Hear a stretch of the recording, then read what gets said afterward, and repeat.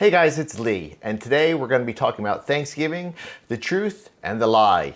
Now, I have a lot of notes in front of me, so I'm going to be referencing quite extensively. So just so you know, I'm always going to be buried in my computer, but I think the information I have for you guys is incredible, and I can't wait to share it with you. So let's get started. So, first thing is that Thanksgiving has always been a thing. There's always been a Thanksgiving, even in Bible times. So I'd like to read a couple passages for you. In the book of Nehemiah, it says that Jerusalem's walls had been broken down and its gates had been burned down. When I heard these things, I sat down and wept. Now that's a passage from Nehemiah 1, 3, and 4. Later on in chapter 12, when the Israelites were rebuilding the wall around Jerusalem, the word Thanksgiving is used 4 different times in that one single chapter.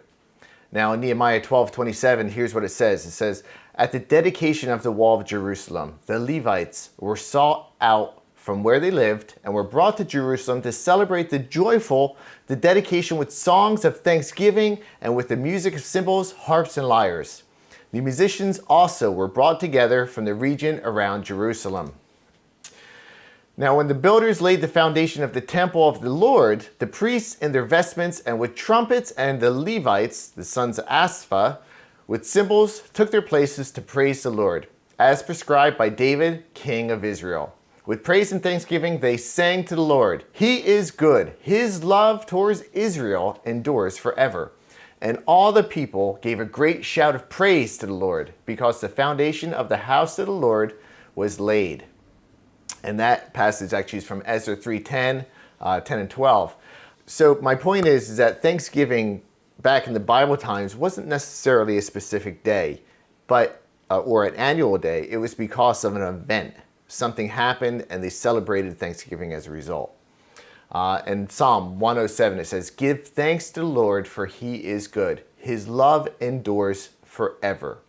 Let the redeemed of the Lord tell their story, those he redeemed from the hand of his foe, those he gathered from the lands, from the east and the west, from the north and the south."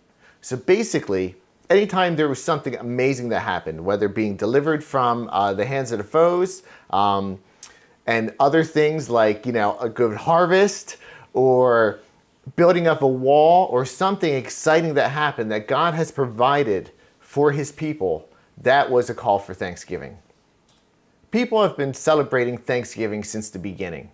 It was typically a specific time set aside to worship God and to thank him for his provisions and mercies. Sometimes it was used to celebrate a victory from an enemy or a special event such as the rebuilding of the wall around Jerusalem or laying of the foundation for the temple. It was not an annual event like what we have today, but usually occurred after God showed favor to his people. Now, biblical Thanksgiving might be the opposite of what we think about today. It used to be a time of fasting and prayer instead of a day of feasting. So we feast today, but back then they used to fast. Imagine doing that today. Now obviously it's changed down through the ages, but at its core, it's still a time to reflect on what God has done in our lives. And that's why it's well and good that we continue to celebrate Thanksgiving today, to reflect back on God's mercies and to give thanks to the Lord, for he is good and his love endures forever. Now, if you know me, I'm a huge history buff. I love history. And today we're doing a really deep dive into Thanksgiving. We're going to be examining some truths and we're going to be examining some lies. And I hope you enjoy it. I think history is super important to our culture. However, history teachers do a poor job teaching it, and as a result, they end up turning students away from it, forcing them to memorize dates and names and places that don't really matter in the grand scheme of things. And tonight I'll probably end up doing the same thing, so I apologize for that. But what I share with you towards the end could redefine the way you look at the modern interpretation of Thanksgiving. So I hope you'd stick around. Now, it's that time of year again when revisionists try to rewrite history and poison your thoughts not only about America, but also about Christianity. If you read an article about Thanksgiving, chances are you'll see something about the Thanksgiving Day Massacre. Or you'll see some kind of crazy article that says something like, Most everything you've learned about Thanksgiving is wrong. It then paints a horrible picture about when the Pilgrims are these evil aggressors who stole the land and murdered all of the Indians. Meanwhile, the American Indians were these peaceful and kind and loving people that welcomed strangers in, and they were the good guys. But those evil Pilgrims hunted them to the verge of extinction, and they were just totally warmongering. So that's the kind of thing that you'll read on the internet today, something like that. Now we know classically, and people who were my age and older grew up knowing that the Pilgrims were, they had buckles, they had these big hats and buckles on their shoes and everything, and they came to the New World, and the Indians came, and together the Indians taught the Pilgrims how to plant corn, and then they had a celebration. That's kind of like the story that we remember. But the revisionists say, no, none of that ever happened. Well, let's see if it did. So these articles that I just referenced about, the Thanksgiving Day Massacre and things like that, you could typically find them today, right now, in places like the Huffington Post or Salon or Vogue, and sometimes even more reputable sources will have these stories, such as the New York Times or Fortune magazine. However, these articles are nothing more than sensational opinion pieces. They don't check their sources, and as a result, they get a lot of the facts wrong. These articles then find their way onto social media, where people share them, and further misinformation then spreads into your friends and family. And perhaps you'll have a conversation similar to this around your Thanksgiving table this year. The primary goal of these articles is not to provide accurate information, but it's to promote victimhood and to sow seeds of discord. And this is the main goal of all revisionist history, to tear down rather than to build up. So tonight I'm going to talk about Thanksgiving, the truth, and the lie. And we'll see, hopefully together, what exactly Thanksgiving is actually about. Before we get started, here's this great quote from Stephen Winnick. Now, he's a writer and editor at the Library of Congress, and he does some really good research, and I found his stuff, and I found this quote from him that really speaks to the issue that we're going to be talking about tonight. Wherever it appears, an article with the title, "Most everything you've learned about Thanksgiving is wrong," is likely to be striving for provocation over accuracy. Beware of such articles' claims. Even the New York Times must survive in a clickbait jungle. How can you tell more accurate articles from more sensational ones? Well, the biggest is the red flags, and they are its failure to mention primary sources and its reliance on historians and popular interpreters.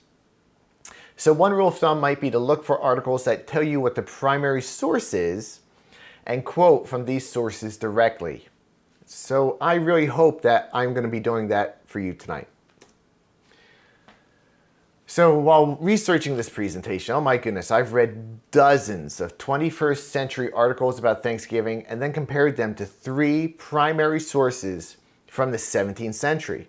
And they are from William Bradford's Of Plymouth Plantation. Now, William Bradford was kind of like the leader of the Pilgrims during this time.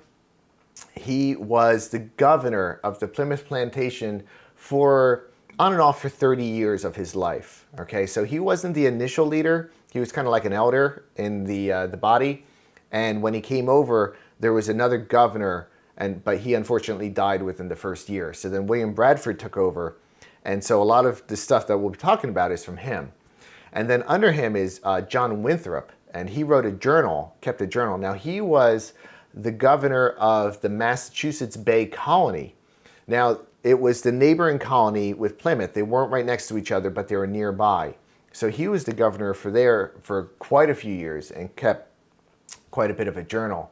And then the third one I'm going to reference is this gentleman by the name of Captain John Mason. And he was a captain in the military, and he kept some notes about his time in the Pequot War, okay, which we'll be discussing a little bit later. And he wrote a book called A Brief History of the Pequot War. Okay, now these are all available, readily available on the Library of Congress. You could download them if you'd like and read through them. They're quite fascinating. And if you really want to learn about this time period, I would highly recommend that you check them out. I also use Thanksgiving, the biography of the American holiday by a gentleman by the name of James W. Baker. So these are my primary sources, and I feel it's important that you know where I'm getting this from. I'm not necessarily just pulling them from 21st century articles. I'm going back to the 1600s and finding what they wrote and sharing that with you tonight. So we're going to examine Thanksgiving from the historical record, but also from the Christian point. So let's get started. I'm doing this so that we can be as wise as serpents, but as innocent as doves, and not to be fooled by people who do bad research and take historical shortcuts. I'd also like to apologize because some of you who believe the 21st century lies about American history will not like what I have to say. If you've been watching Wednesday Night in the Word, you should be familiar with the teachings that we've had on the Catholic Church as well as the Reformation. Now, the story of the Pilgrims actually builds upon this.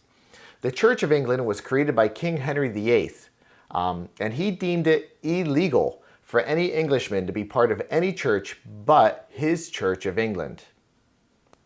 People who refused to follow King Henry's church were often harassed, fined, and sometimes sent to jail. Much like Martin Luther, the Pilgrims were not a big fan of this. They called for a return to a simpler faith and less structured forms of worship, and wanted to return to worshiping in the way the early church and early Christians had. Because of this, people wanted to purify the church, and they became known as Puritans. Because of this, the Pilgrims, and just so you know, when I refer to Pilgrims, Pilgrims are actually Puritans, but the Pilgrims were specifically the people living at Plymouth. Okay, they weren't necessarily living in the Massachusetts Bay Colonies or any other place in the New World. They were strictly in Plymouth. So when I say Pilgrims, that's who I'm referring to. If I say Puritans, it's probably the people at large.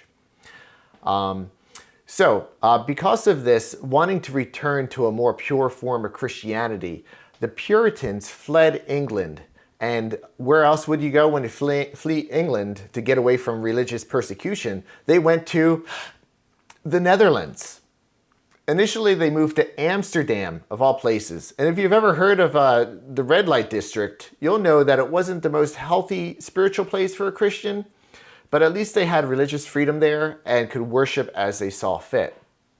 Now, after about 12 years of this, they discovered that their children were slowly being seduced from the faith and that the Puritans were in danger of losing their spiritual identity. The congregation held a meeting and decided to relocate again, this time to Virginia.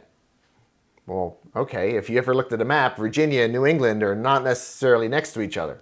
But at that time of in the history of the world, Virginia covered everything from the Jamestown settlement on up to the Hudson River. And the Pilgrims were aiming to land at a place that we now call New York City. But even then they missed. They got blown off course. And this is where the Mayflower comes into play. After many trials and tribulations, and I'm trying to condense a lot of this, it took them a long time to get here. They had lots of trials and issues with boats, and they had to turn back, and it was just a mess. They finally landed in the Cape Cod area, and then eventually, after exploring the area, they landed at Plymouth. So, after this crazy time, here's what William Bradford said. Reasons for heading to America, and including this quote. Lastly, and which was not the least, a great hope and inward zeal we had of laying some good foundation, or at least to make some way thereunto, for the propagating and advancing the gospel of the kingdom of Christ in those remote parts of the world. Yea, though we should be even as a stepping stone unto others for the performing of so great a work. These and some other like reasons moved us to undertake this resolution of our removal to the New World. So that's why, in William Bradford's view, among other things, that's why they came to America, to spread the gospel. All right, so Now, William Bradford took to calling themselves the Pilgrims after a passage in Hebrews 11. And here it is. These all died in faith, not having received the promises, but having seen them afar off, were assured of them, embraced them, and confessed that they were strangers and pilgrims on the earth. For those who say such things declare plainly that they seek a homeland. And truly, if they had called to mind that country from which they had come out, they would have had the opportunity to return. But now they desire a better, that is, a heavenly country. Therefore, God is not ashamed to be called their God, for he has prepared a city for them. With this in mind, that's why they often get referred to as pilgrims, because they kind of latched onto this and said, oh my gosh, after all the trials and tribulations that we had, this speaks to us. Now, let me right off the bat talk about this crazy, crazy story that you've probably heard, that the Pilgrims came to America and then they landed on Plymouth Rock. Okay. Well, just to let you know, there were plenty of rocks at Plymouth, but it's debatable that they actually landed on the legit Plymouth Rock. The first mention of Plymouth Rock wasn't written down until almost 100 years after the landing. So, as far as historical accuracy is concerned, this is up there with Betsy Ross designing the first American flag. If you're my age, you might remember Bugs coming up to the house, and Betsy was sewing a flag, and she was like, I have this blue field and I don't know what to put in it. And then Bugs steps on a rake and smacks him in the head, and then he sees a bunch of stars around him. And he says, hey, Betsy, does this give you an idea? And she says, oh, it does. And that's where she got the idea for the first American flag, thanks to Bugs Bunny. That's how much historical accuracy Betsy Ross is and the Plymouth Rock is to our American history. They're cute little stories, but they're just that. They're harmless, but we're not going to worry about that tonight. We're going to stick to verifiable history. All right. So the Mayflower Compact is something that you may have heard of, but you're not really sure what it is. And the purpose of it was to create unity among the passengers of the Mayflower. They came up with the idea, and they believe that William Bradford wrote it. There's a copy of it in his journal, but it's not necessarily it might be one of the copies of it or one of the versions of it. It's not the one that everyone signed. Okay, but here's what it says. In the name of God, amen. We, whose names are underwritten, the loyal subjects of our dread sovereign Lord, King James, by the grace of God, of Great Britain, France, and Ireland, King, Defender of the Faith, etc., having undertaken for the glory of God and the advancement of the Christian faith and the honor of our king and country, a voyage to plant the first colony in the northern parts of Virginia. So the Mayflower Compact, it continues on, and here's what it says. The colonists would remain loyal subjects to King James, who was then the King of England after King Henry, and despite their needs for self-governance, they would still become loyal subjects to the king. The colonists would create and enact laws and ordinances and acts, constitutions and offices for the good of the colony and abide by these laws. The colonists would create one society and work together to further it. The colonists would live in accordance with the Christian faith. So with all of that groundwork laid, it's time to back up for a quick minute. So now we're going to be looking at this from the American Indian side, okay? Now the American Indians claim to have lived in America for hundreds of years prior to the European colonization, and far earlier than when Columbus sailed the ocean blue in 1492. They were here for a long, long time. In the 1600s, there were dozens of tribes of American Indians in the Northeast, and by the time the Pilgrims landed in the 1620s, the American Indians had already been dealing with the Europeans for over 100 years. They would often come by in ships and exchange, and sometimes the Europeans were really bad and would capture people, enslave them, and sell them into that trade. And we'll address that here in a moment too. Prior to 1492, there were estimated to be 60 million American Indians living in America. Now, nobody really quite knows for sure, because I've seen some estimates that bring it down to 18 to 20 million, but let's just say there were a lot of them, okay? And they covered the entire continent. With the arrival of the Europeans, also, unfortunately, came diseases that the Indians had no natural immunity for. And by the 1600s, their numbers had been reduced to only 7 to 10 million. So if we're talking about 60 million and they're down to 7 to 10, that's almost like a 90% death rate. The American Indians referred to this as the Great Dying, and some speculate that it was caused by smallpox, although they're not 100% sure of this. And it was probably brought with them from the European traders. Now, you may have heard of this famous Indian called Squanto. He had another name, but we'll just keep it Squanto for short. Sometime around 1608, a group of the Wampanoag Indians, okay, now we're going to refer to them quite often. So the Wampanoag Indians were captured and sold into slavery by some Europeans. Squanto is one of them. He was taken to Spain and sold into slavery. While there, a Christian monk took pity on him and taught him to speak perfect English, but more importantly, shared the gospel with him. Now, around 1619, Squanto made his way back to America through the other ships that would come and go through that Atlantic trade route. And he returned home only to find that his village had been abandoned and everyone in his family and all of his friends were dead, and they had died from the Great Dying. And so that was where the Pilgrims landed, at that specific spot. That village from Squanto's Pass where he grew up was called Patuxet, if I have that correct. And when the Pilgrims landed, they took residence in that town, Patuxet. And the reason they did that was because there was already fresh water nearby, there were established farm fields that were ready to work, and it was a good, suitable place to live and take up residency. The Indians were all gone, so it was already, all the work that they needed to do to establish a colony was already done. So the Pilgrims didn't know what it was called, but they took over that village and renamed it Plymouth. The Pilgrims landed sometime in November and faced a very rough winter.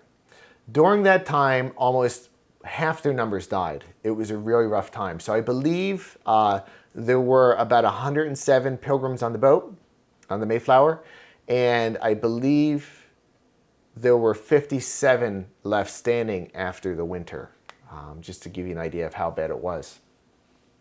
Now, a few months after that, the Indians showed up, and imagine the surprise from the Pilgrims when they discovered that Squanto spoke perfect English. For the next several years until his death, Squanto then acted as an interpreter between the Pilgrims and the Wampanoag Indians. Now, according to the diary of Governor William Bradford, Squanto, and here's the quote, became a special instrument sent of God for our good. He showed us how to plant our corn, where to take fish, and to procure other commodities, and was also our pilot to bring us to unknown places for our profit, and never left us until he died. Now, he died only a couple years after the founding of Plymouth, and but he was instrumental. And notice how William Bradford was thankful and said that he was a special instrument sent by God for the good of the Pilgrims. All right. One of the things that Squanto helped do is, with him translating, the Pilgrims and the Wampanoag formed an alliance, and here are some of the conditions of that alliance. Neither party could harm the other. If anything was stolen, it would be returned, and the offending person returned to his own people for punishment. Both sides agreed to leave their weapons behind when meeting together, and the two groups would serve as allies in time of war. Okay, so it wasn't just a friendly thing. It was a you scratch my back and I'll scratch yours type of arrangement between the Pilgrims and the Indians. Now get this, during this time, the Pilgrims actually purchased the Patuxet village that they then called Plymouth. They bought it from the Wampanoag Indians, and the Indians actually set the terms for the purchase of that land. So I just want to let you know, the Pilgrims didn't steal the land, they bought the land. and the Indians set the term. There's actually written documentation of the sale of this land, and if you want, you could find it, the exact details in a book called The History of the Town of Plymouth, from its first settlement in 1620 to the present time. That's the title, and it was written by a guy named James Thatcher. Moving on, the Pilgrims had 3 religious holidays that they believed in. All right, so the first one was something that they did every week, and you're familiar with it. It's called the Sabbath, okay? And the Sabbath is something they needed time to prepare for. And so the day before at 3 p.m., and which is the hour of Jesus' death, they dedicate that to some family devotions and prayer. And then the next day, no work was done on the Sabbath except for emergencies and tending livestock. And then on Sunday, they all went to church at 8:30 in the morning, and then they stayed there all day long. They would take a little break in the middle of the day for some refreshment, and then they would go back into the evening and do more prayers, praise, and devotions. Then, so that was the first thing, and they did this on a weekly basis.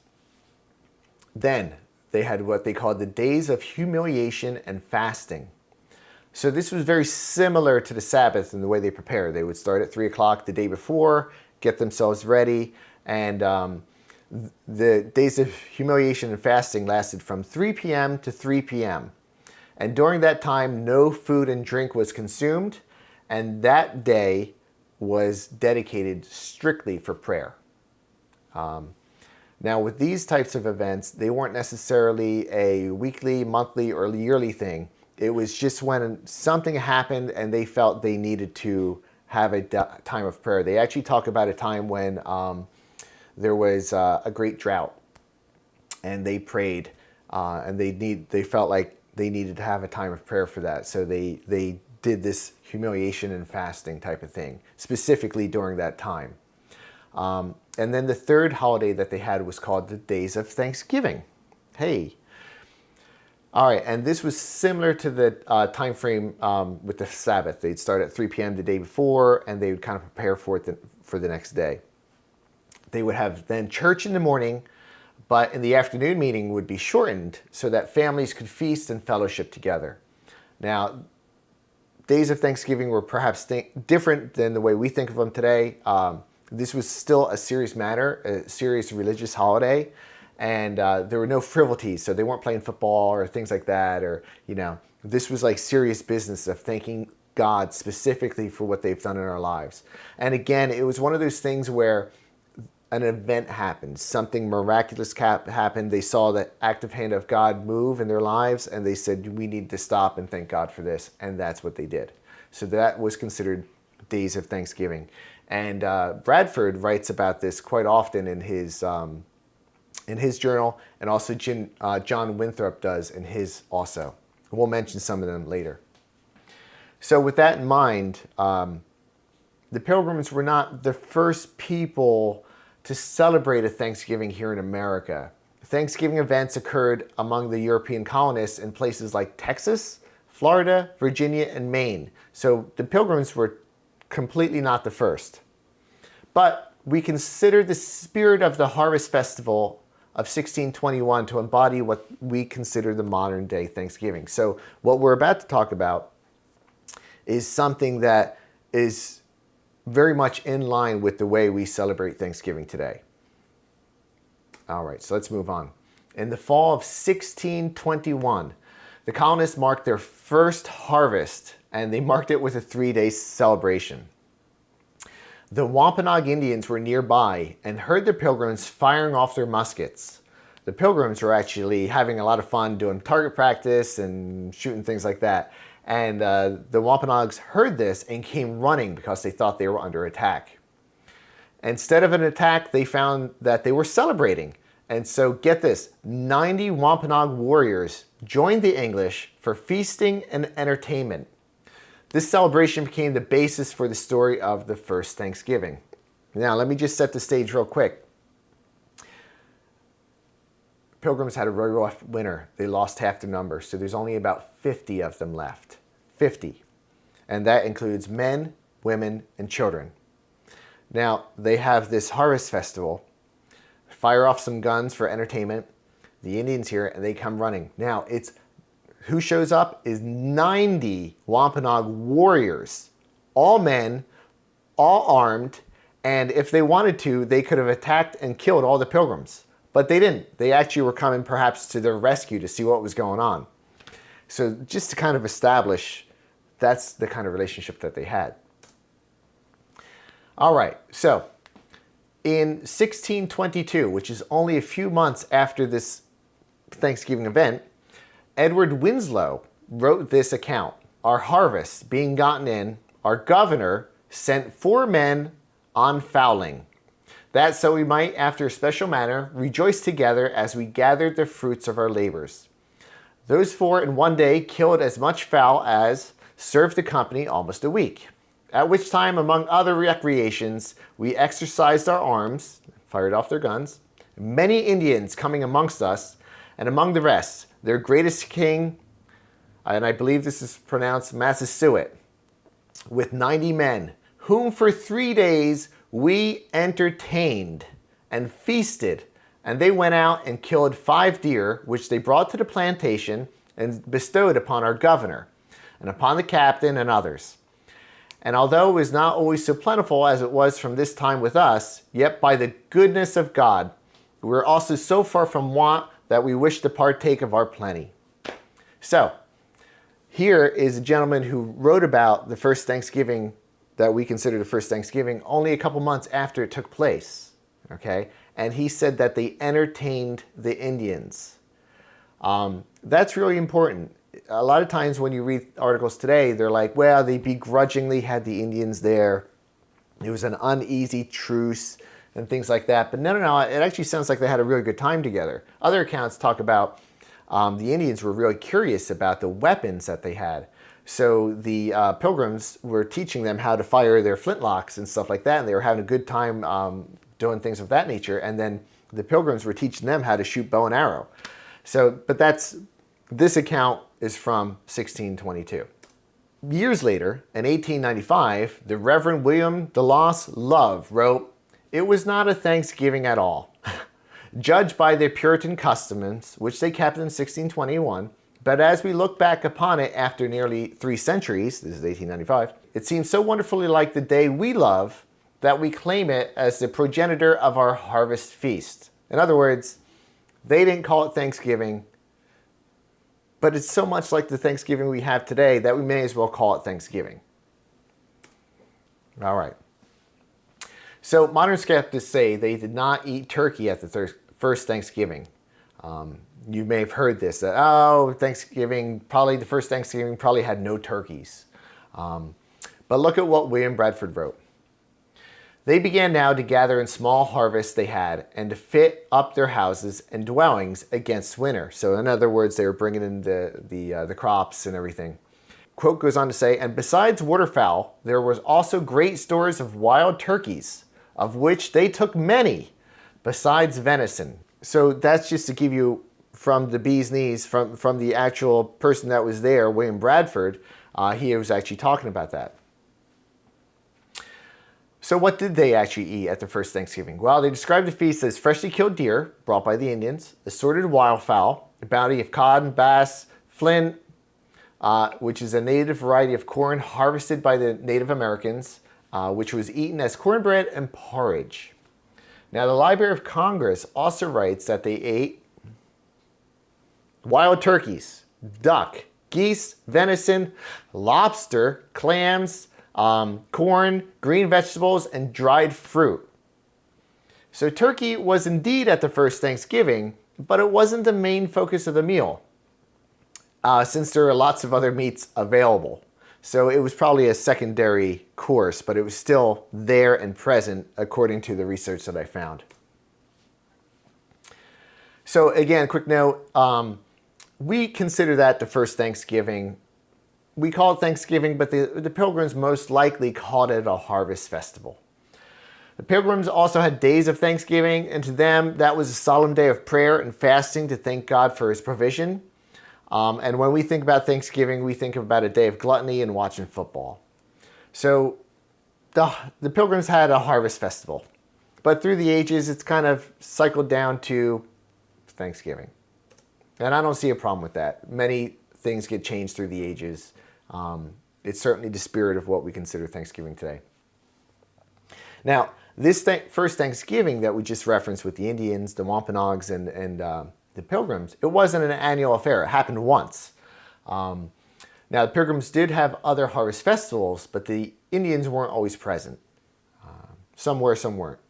So when we think of the first Thanksgiving, view it as a one-time event where everything came together just right. And because of this, it's an event that is, in American history, worth remembering. This might be something similar to what you may have heard about the Christmas Truce of 1914, which was during the First World War. The French, Germans, and British soldiers on Christmas crossed into enemy lines to exchange seasonal greetings and talk. In some areas, men from both sides ventured into no man's land on Christmas Eve to mingle and exchange food and souvenirs. There were burial ceremonies and prisoner swaps, and several meetings ended in carol singing. Men played games of football with each other, creating one of the most memorable images of the truce. The next day, of course, the war started back up, and all that goodwill faded away when the bullets started to fly. World War I lasted 4 more years, but the Christmas truce was a one-time event. Okay? So it wasn't something that came back year after year. Now, the reason I say that specifically is to say that first Thanksgiving, the Pilgrims and the Indians, they didn't set a date on the calendar and say, you know what, let's do this again next year. No. It was only because that first harvest was so plentiful that they felt the need to rejoice and to enjoy it. And so therefore they had that. And the Indians just happened to be passing by. They didn't get a special invitation.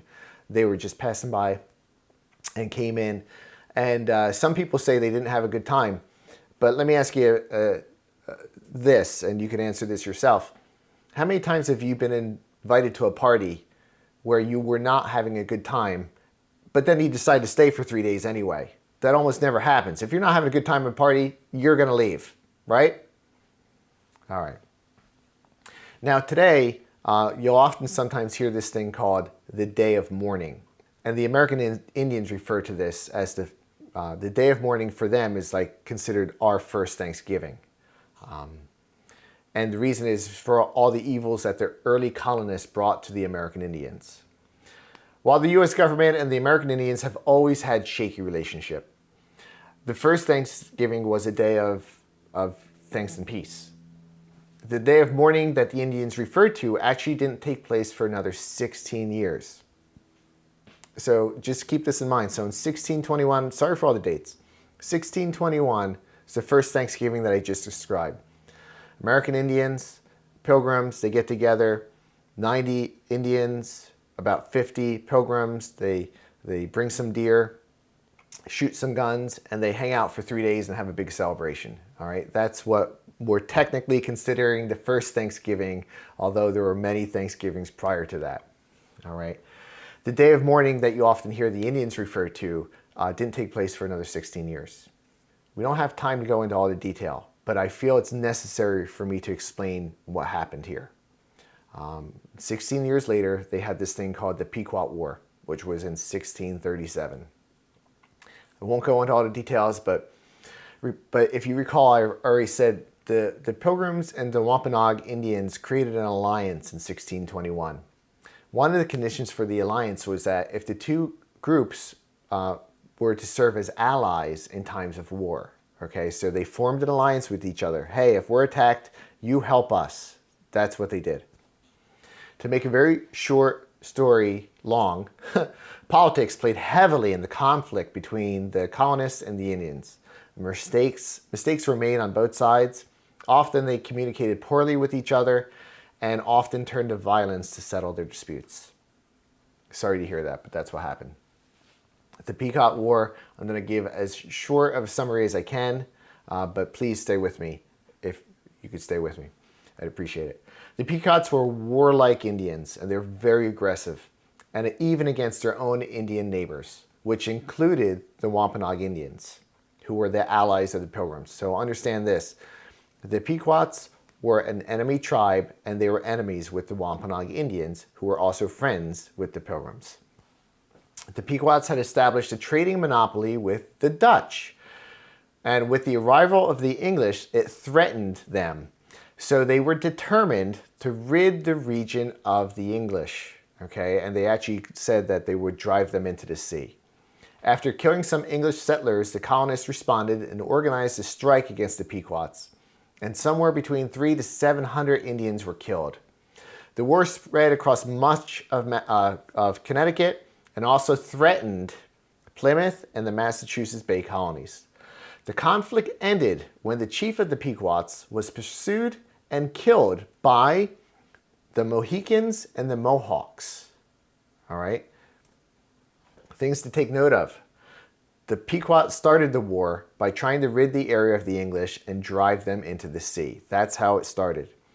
The English retaliated and ended up killing 300 to 700 Pequot Indians. And then the war ended when the chief Pequot was killed by other Indians. This is all very important to consider as I go on from here. Let's take another moment to dive in a little deeper. And again, I apologize for all the detail. The turning point of the conflict came when the Connecticut colony declared war on the Pequots in May of 1637, following a Pequot attack on the English settlement of Weatherfield. This is the first time women and children were killed during the war. The Pequots killed the English women and children. That's important to know. So then they were very upset by this, so they retaliated. The most significant battle of the war included the Mystic Campaign on May 10th through 26th, which became the Battle of Mystic Fort, during which an expeditionary force of 77 Connecticut soldiers, these were not Pilgrims. The Pilgrims weren't here. They weren't a part of this. So 77 soldiers and as many as 250 Native American allies attacked and burned the fortified Pequot village at Mystic. Some 400 Pequots, including an estimated 175 women and children, were killed in less than an hour, half of whom were burned to death.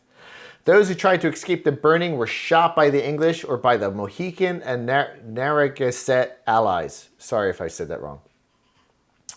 Who formed a secondary outer ring around the fortress and fired on any Pequot who managed to escape through the English lines. The English estimated that there were only a dozen survivors, and this was then called the Mystic Massacre. Following this, there was a 10-hour battle as the English withdrew, and 500 more Pequots were after them. Meanwhile, the English were trying to get to their ships, which were 7 miles away. During this time, the Pequots lost half their fighting men in those two battles, which led directly to the disintegration and defeat of the Pequot tribe as it fled its homeland following the massacre. The massacre of the Pequots at Mystic demonstrated to all observers in southern New England and elsewhere the English ability and willingness to wage total war against the Indian enemies. In other words, the English were under threat, the English were attacked, and they said, we're not going to tolerate this, so we're going to make this stop. And they did by virtually wiping out the entire Pequot tribe. Now, the Fort Mystic Massacre, as became known, occurred on May 26, 1637. When the war was over, Governor Winthrop, John Winthrop, called for a Thanksgiving feast on October 12th. Now, this is important. This is 5 months after the Mystic Massacre, okay? 5 months later, Governor Winthrop calls for a day of Thanksgiving. There was a day of Thanksgiving kept in all the churches for the victory obtained against the Pequots and for other mercies. Okay, so it wasn't just about the victory, but it was about the other mercies from God. And this was from John Winthrop's journal. So why a day Thanksgiving? Because, as I already said, the Pequots wanted to drive the English into the sea. Instead, they were defeated. So think about it from your own perspective for just a moment. If you were about to be defeated, whether at work or home or maybe even your finances, and then all of a sudden a miracle happens and you end up being victorious, wouldn't you be thanking God for that and how He has delivered you? Now this is important. The Thanksgiving feast was to celebrate the end of war and the victory over the Pequots and other successes in the assembly. It was not to celebrate the death of the Indians, okay? And most cultures usually have a party after the end of war. Think about the end of World War II, how people were partying in the streets and kissing strangers and all sorts of things that they did that I'm sure you've seen video and photos of. They were celebrating the end of war. Now I'm going to take a shift and we're going to be talking about the lies. Ready? Now, according to John Winthrop's journal, he called for a day of Thanksgiving 5 months after the Mystic Massacre. Remember that, 5 months. But then check out this quote that changes everything, okay?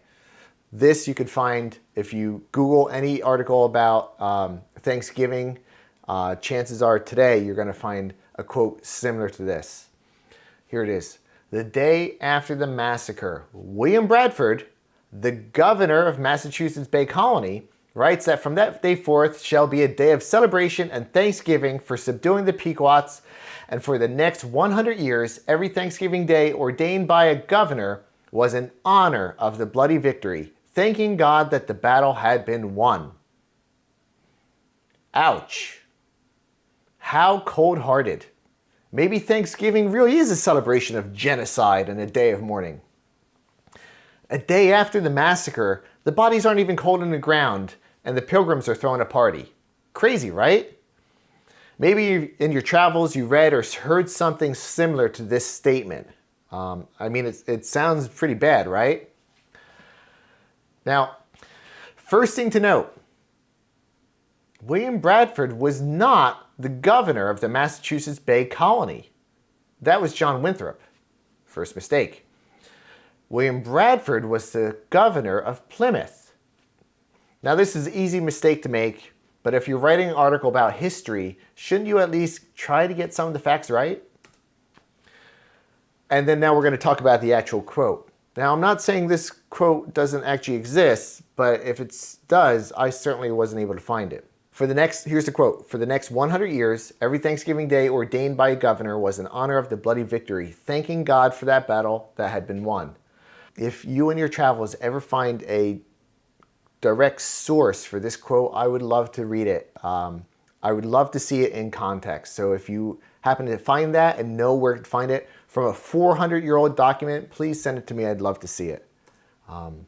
But here's what I found. After much research, entirely too much research, I spent way too much time looking for this. I finally found it. And it turns out that William Bradford did not write that quote in 1637. It's attributed to a gentleman who is William B. Newell, who's a Penobscot Indian and the former chair of the anthropology department at the University of Connecticut. And he wrote that quote in 1996. And it's been falsely attributed to William Bradford ever since. Now, I have a photo taken from the book where I found the quote from 1996, Treasury of Celebrations, and I will show you the page right here, and here's the quote. For the next 100 years, says Newell, Thanksgiving Day, ordained by a governor, was to honor a bloody victory, thanking God for the battle won. Now, notice it says Newell, not Bradford. All right. So just for fun, I Googled this quote. For the next 100 years, every Thanksgiving ordained by a governor was in honor of the bloody victory, thanking God that the battle had been won. Every search that came up on the first page of Google attributed that quote to William Bradford. And let's look at some of the results because it's kind of fun. So the Indian Country Today, which is from 2018, the day after the massacre, here's what the article says. William Bradford wrote that from that day forward shall be a day of celebration and thanksgiving for subduing the Pequots. And for the next 100 years, every Thanksgiving Day ordained by a governor was in honor of the bloody victory, thanking God that the battle had been won. Here's another article that says from 2017. Following the massacre, William Bradford, the governor of Plymouth, wrote that for the next 100 years, every Thanksgiving ordained by a governor was in honor of the bloody victory, thanking God that the battle had been won.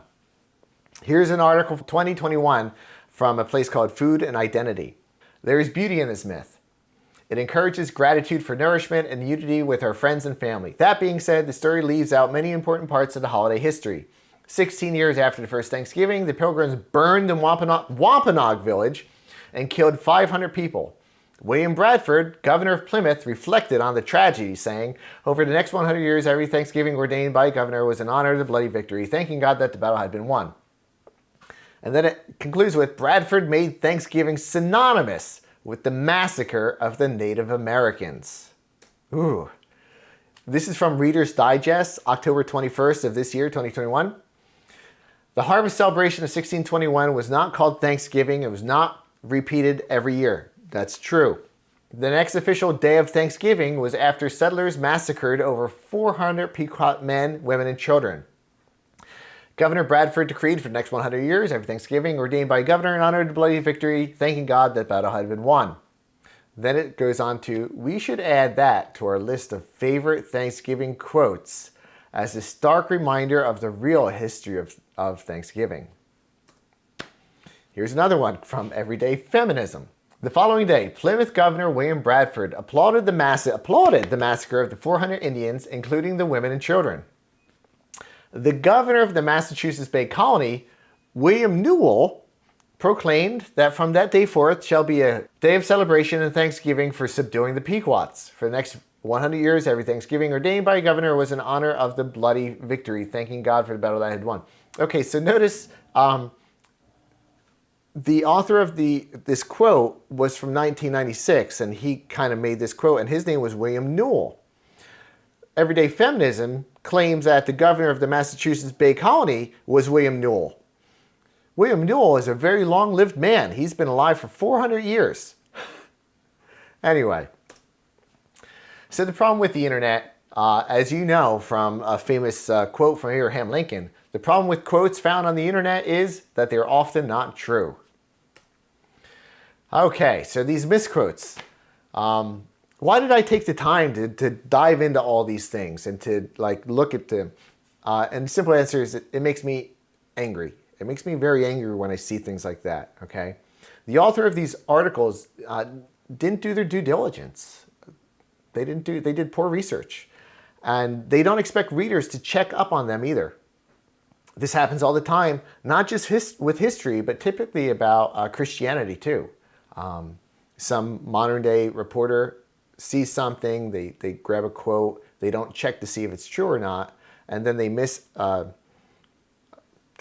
it, they put it out there, and now everyone kind of gravitates to that and says, oh my gosh, this is the worst thing ever. But once you dig into it, you find that it's smoke and mirrors and that it really didn't exist.